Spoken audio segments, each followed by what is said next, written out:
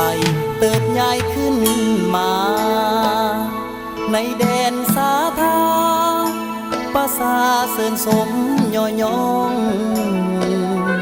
สมเสยผลงานครูอาจารย์นักศึกษาทั้งพ้องห่วมแห้งห่วมใจปองดองก้าวเดินตามพักนำพาสมปสเฮาเดินก้าวไปสู่ยุคสมัยวิไลและความก้าวหน้าเติบใหญ่เข้มแข็งเหมือนแวดแยงของปวงประสาครูอาจารย์พนักงานทั่วหน้าสร้างสารุ่งเรืองก้าวไปสถาบันการเมืองการปกครองแห่งชาติมีความองอาจสามารถหยาดสิ่งเอาใส่สร้างวีรกรรมสร้างผู้นำสลาดสองสายสร้างคนให้เป็นคนใหม่ปองใสเป็นนักนำพาสมเสยพ้นผ่านเลิศเด่นยิ่งใหญ่ก้าวหุ่งเฮืองใสวิไลหุ่งแสงแห่งกา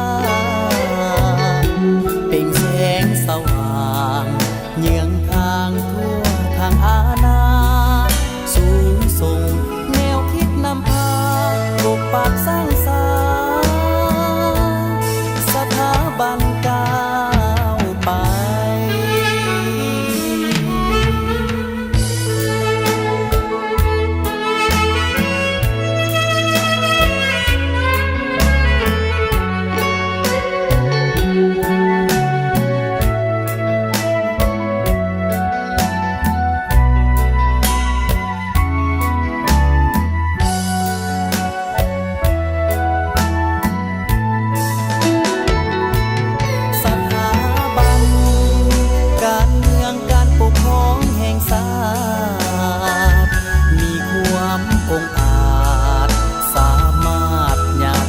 เอาใส่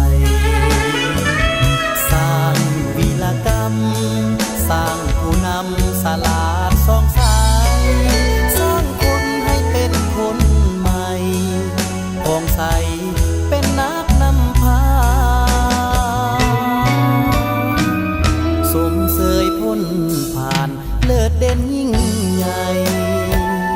ก้าวหุ่งเฮืองใสวิไลหุ่งแสงแห่งกา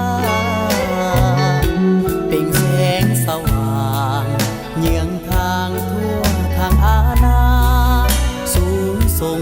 แนวคิดนำพาปกปักสร้าง